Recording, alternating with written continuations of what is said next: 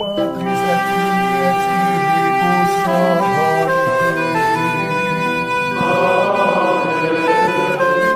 Dominus vobiscum.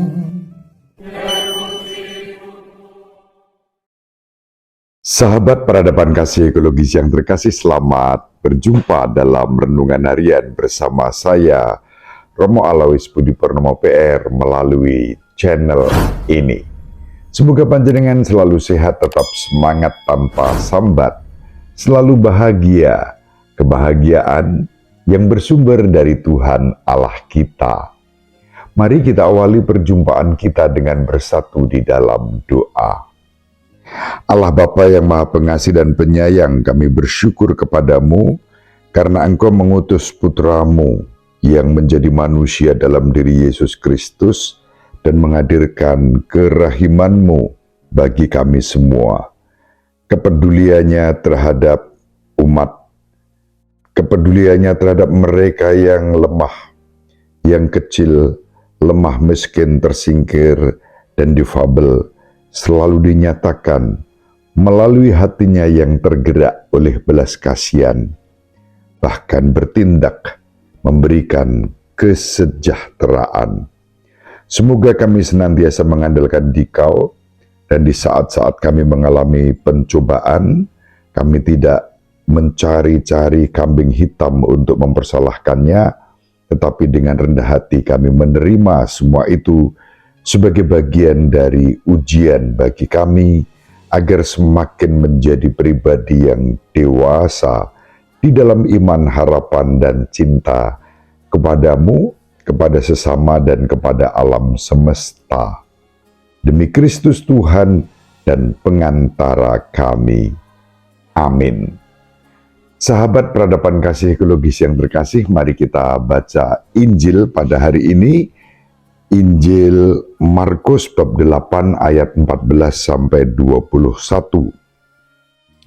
Pada suatu hari murid-murid Yesus lupa membawa roti. Hanya sebuah roti saja yang ada pada mereka dalam perahu. Lalu Yesus memperingatkan mereka, katanya, "Berjaga-jagalah dan awaslah terhadap ragi orang Farisi dan ragi Herodes." Maka mereka berpikir-pikir, dan seorang berkata kepada yang lain, "Itu dikatakannya karena kita tidak mempunyai roti." Ketika Yesus tahu apa yang mereka perbincangkan, ia berkata, "Mengapa kalian memperbincangkan soal tidak ada roti? Belum jugakah kalian memahami dan mengerti? Telah degilkah hatimu? Kalian mempunyai mata, tidakkah kalian melihat? Dan kalian mempunyai telinga, tidakkah kalian mendengar? Sudah lupakah kalian waktu aku memecah-mecahkan 5 roti untuk 5.000 orang itu? Berapa bakul penuh potongan-potongan roti kalian kumpulkan?" Jawab mereka, 12 bakul. Dan pada waktu 7 roti untuk 4.000 orang itu, berapa bakul penuh potongan-potongan roti yang kalian kumpulkan? Jawab mereka, 7 bakul. Lalu kata Yesus kepada mereka, "Masihkah kalian belum mengerti?" Demikianlah sabda Tuhan. Terpujilah Kristus. Sahabat peradaban kasih ekologis yang terkasih, Injil yang baru saja kita baca menampilkan Yesus yang memberikan teguran, bahkan peringatan keras kepada para murid yang belum memiliki iman yang teguh terhadap Yesus. Injil mengungkapkan bahwa murid-murid Yesus berjuang untuk memahami kata-kata dan tindakan Yesus yang baru saja terjadi dan mereka lihat. Saat menyeberangi Laut Galilea dengan perahu, Yesus membuat murid-muridnya waspada terhadap ragi. Yang mereka pikirkan hanyalah ragi terkait roti yang menjadi makanan mereka. Sementara Yesus bicara tentang ragi Farisi dan ragi Herodes. Itu berarti Yesus bicara tentang kemunafikan dan hati yang jahat. Kemunafikan orang Farisi, hati yang jahat Herodes.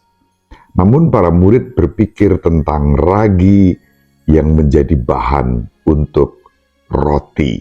Itulah sebabnya Yesus mengingatkan mereka tentang mujizat penggandaan roti yang sudah dibuatnya.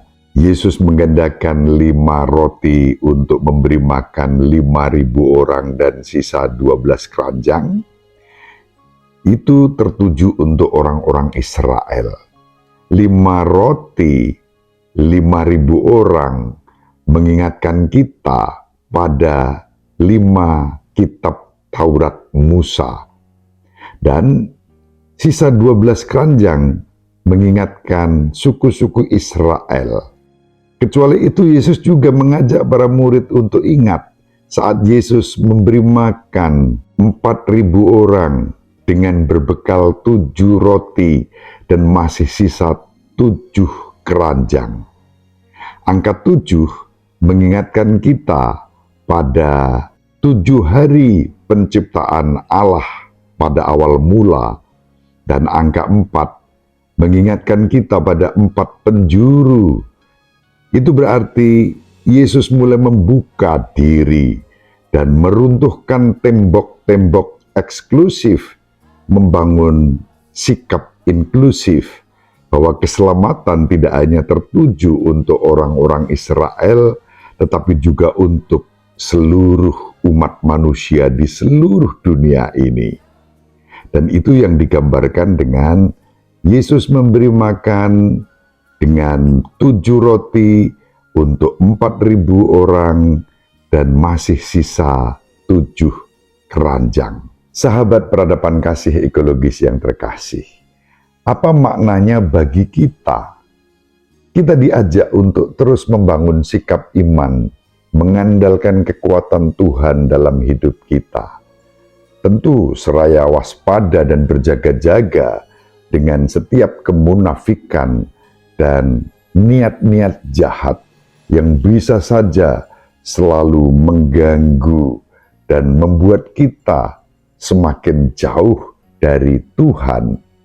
Kita diajak untuk terus terarah kepada kehendak Allah yang menghendaki keselamatan ditujukan untuk semua orang.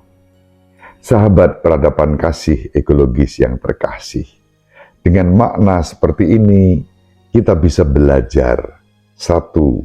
Membuang setiap kemunafikan dalam diri kita, mengganti dengan ketulusan dan kerendahan hati. Biasanya kemunafikan berkelindan dengan kesombongan, kecongkaan, keangkuhan. Maka kemunafikan dilawan dengan ketulusan dan kerendahan hati. Dengan itu juga kita dibersihkan dari setiap niat-niat jahat yang menodai dan merusak kehidupan kita. Selanjutnya kita dipanggil untuk terus mengandalkan kekuatan Allah yang menghendaki semua orang diselamatkan dalam diri Yesus Kristus, Putra Allah yang Maha Tinggi yang menjadi manusia, menghadirkan kerahiman Allah untuk kita semua. Mari kita wujudkan sikap dan semangat itu dalam kehidupan kita sehari-hari. Semoga bermanfaat. Ibu Maria selalu mendoakan kita, Bapak Yusuf merestui kita dengan keheningannya. Semoga panjenengan semua sahabat peradaban kasih ekologis yang terkasih, bersama seluruh anggota keluarga dimanapun berada, dibimbing, dilindungi, dan diberkati oleh Allah yang Maha Kuasa, Bapa dan Putra dan Roh Kudus. Amin. Terima kasih, salam sehat, tetap semangat tanpa sambat, selalu bahagia, kebahagiaan yang bersumber dari Tuhan Allah kita. Salve, shalom, salam sejahtera, berkah dalam. Sahabat peradaban kasih yang terkasih, sampai jumpa pada episode berikutnya. Terima kasih atas kebersamaan kita. Salam peradaban kasih ekologis, berkah dalam.